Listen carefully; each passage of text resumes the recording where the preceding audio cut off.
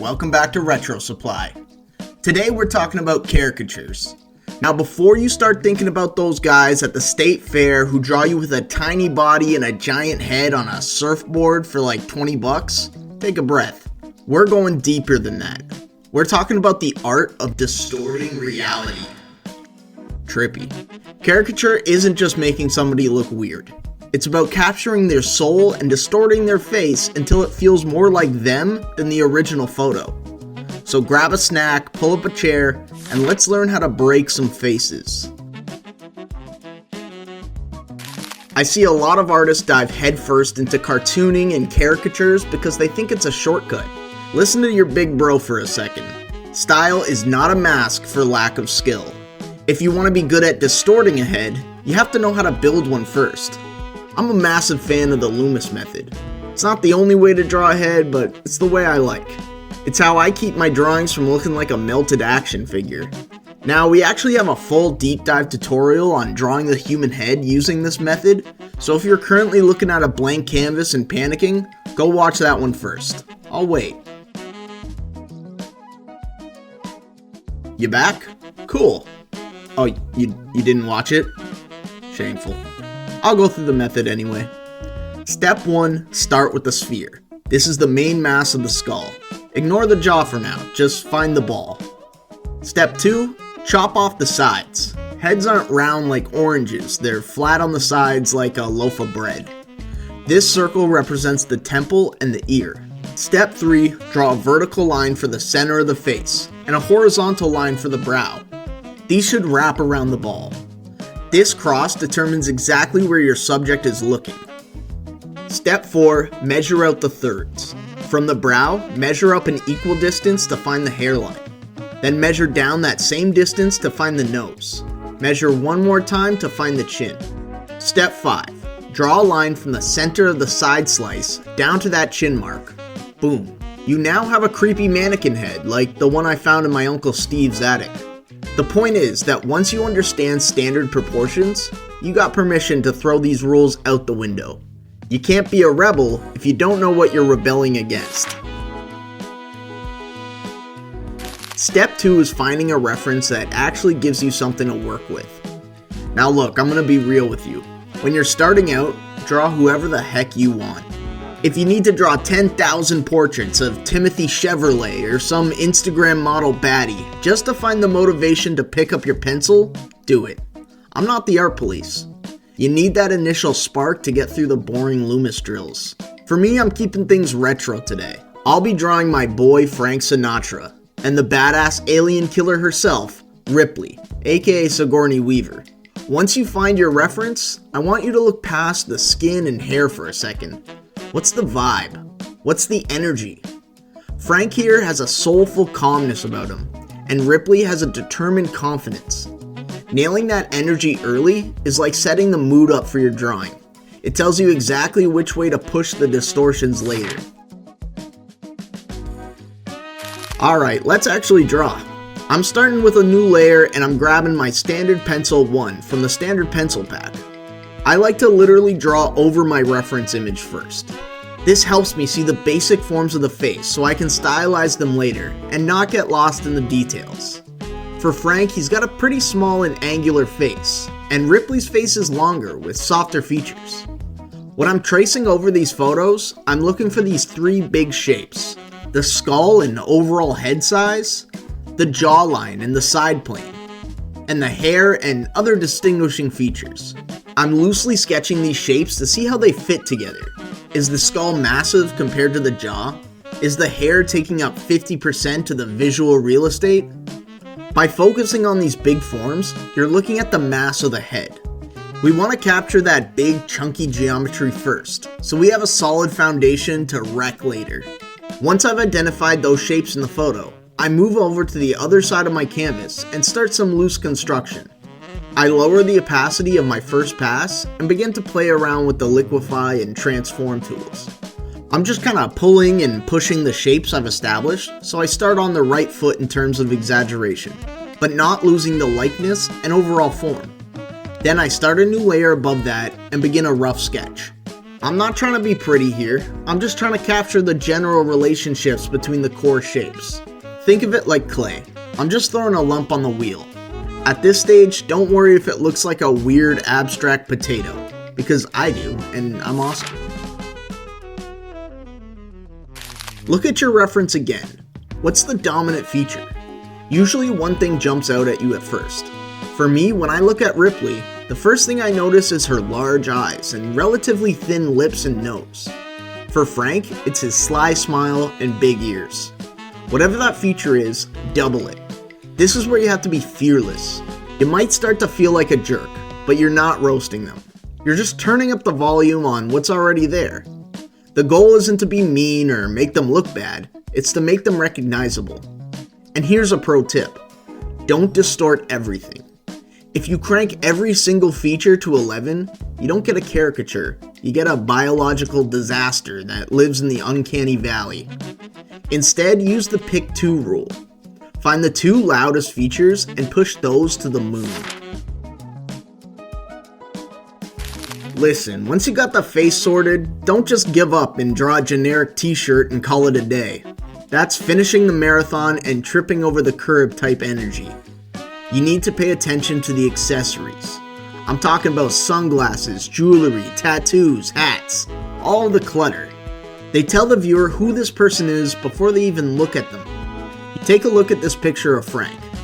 Fedora hats and suits go hand in hand with the era he's from and his general overall aesthetic, and it'd be a crime if I didn't include them.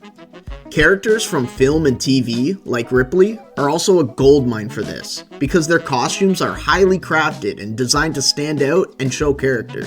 Don't just include the clothing or accessories, stylize them. Make the jewelry clunkier, make the piercings louder, make the turtlenecks turtleneckier. If the face is at an 11, the accessories can't be at a 4. You gotta bring them up to the same level of chaos so the whole piece feels like one cohesive reality. A lot of people think caricature is just about taking a bicycle pump to someone's face and inflating the features until they pop, but that's only half the battle. The other half, and honestly the harder half, is simplification. You gotta make executive decisions on every single square inch of that face. What are we keeping? What are we pushing? And most importantly, what are we deleting? While I explain this core idea, I'm gonna be inking my 2 caricatures. I'm using one of my favorite inkers from Inferno Ink, the Vilma Subtle Pen. This brush gives me a lot of freedom to go from thick to thin, and it's got a great subtle yet noisy texture. I'll also be adding some halftones from Duplatone later for some flavor. You don't have to include every wrinkle, pore, and plane shift just because it's there. You're a curator of the face. Let's look at my reference of Ripley here. She has this very distinct structural side plane of her face that kind of juts out right near the corner of her mouth. In a photograph, it looks fine, but what happens if I try to exaggerate that in a line drawing? See that? Immediately, she looks 20 years older. It drags the face down. So I'm making an executive decision. I'm deleting it. I'm choosing to simplify that complex geometry into a smooth plane. By ignoring that detail, I actually capture her vibe better than if I've drawn it perfectly. Now let's flip the script and look at Frank Sinatra. Old Blue Eyes is famous for a lot of things, but geometrically speaking, he's famous for those big, prominent, pouty lips. Now if I was painting this realistically, I'd probably shade them in. But in this playful UPA style, if I outline his lips fully, it looks like he's wearing lipstick. It instantly feminizes the face in a way that doesn't fit his aesthetic. So instead of exaggerating the detail of the lips, I'm exaggerating the gesture. I'm simplifying the entire mouth into a single confident line. But this is the key. I'm bending that line to match the curve of his upper lip. I'm giving you the rhythm of the feature without the anatomy. That's the game. You simplify the noise so the exaggerations can sing. Alright, we got a couple solid caricatures in the bin and I'm feeling pretty good, but we aren't done yet. I really want to test my sanity by drawing multiple heads in one piece and building a little scene out of them. I needed 4 retro archetypes that were practically built for caricature. So I picked 4 individuals who together fundamentally altered the landscape of global culture and the human psyche forever. I'm talking about, of course, the cast of Seinfeld. Look, I know they're not the Beatles, but it's my favorite show of all time and my brain is practically 40% Larry David quotes at this point. Plus, just look at these faces. I'm convinced that some cosmic art director really locked in on the character design when they minted these 4. They're basically like pre-caricatured for me. So just like before, I'm sticking with the standard pencil 1 from our standard pencil pack. It's got that perfect tactile grit that makes me feel like I'm sketching on actual paper. The workflow is pretty much the same.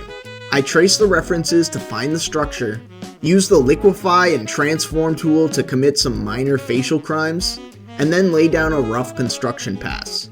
I'm kinda hunting for the hook for each one. For Jerry, it's those massive horse teeth and nostrils that look like you can go cave diving in. For George, I'm leaning into the absolute majestic roundness of his head. It's like a perfect bowling ball. Kramer's all about those thick caterpillars he calls eyebrows, and a cleft chin so deep you can hide a nickel in it. And Elaine? Honestly, I'm just focusing on her raw beauty, her utter perfection, and her overall goddess-like aura, and...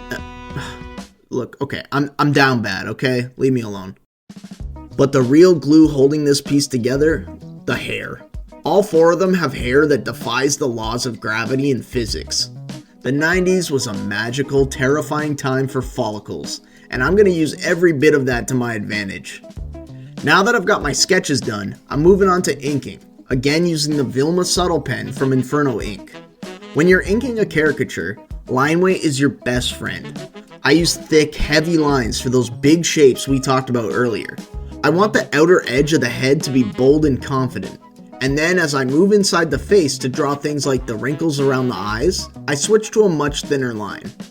If all your lines are the same thickness, the drawing will look flat and hard to read. By varying your line weight, you're telling the viewer's eye where to look. You're saying, this jawline's important, and these crow's feet are just detail. To wrap it up, I'm doing the same thing as I did with my other portraits today. I set my line art as a reference layer, and then fill in the different shapes with some random colors. I hide those layers and then select them one by one, and use them as a mask so I can quickly fill in some different intensities of halftones. And boom, Seinfeld mid-century caricature style. It's a show about nothing, but this drawing is clearly about my obsession with George's bald head. Look, I promised you guys a full Seinfeld scene, and I intend to deliver on that by creating a vintage mid-century poster. So while you watch the time-lapse of that process and the rest of my drawings today, let's do the business talk. If you want to get these specific brushes and textures, check out RetroSupply.co. It's basically everything you need to make your digital art look like it was found in a cardboard box in a dusty attic. We make the tools that add the human element back into the machine. So go to the site, poke around, and find something that inspires you. And if you like this tutorial, hit the like button. If you want to hear more of my rambling, subscribe to the channel. We're always dropping new ways to up your art game. Okay, enough talk, let's roll the time lapse.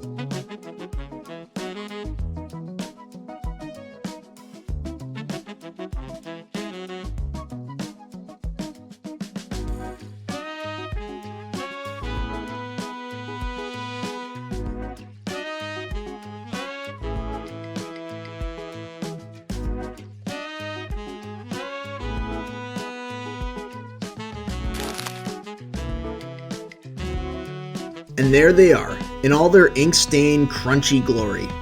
Seeing them all together, it really hits home how much power you have as an artist. You can literally distort reality. You can make someone look as beautiful or as cursed as you please. But at the end of the day, caricature isn't about roasting people. It's the difference between what a camera sees and what a human feels when they look at someone. So go out there and draw your loved ones until they file a restraining order. Happy creating.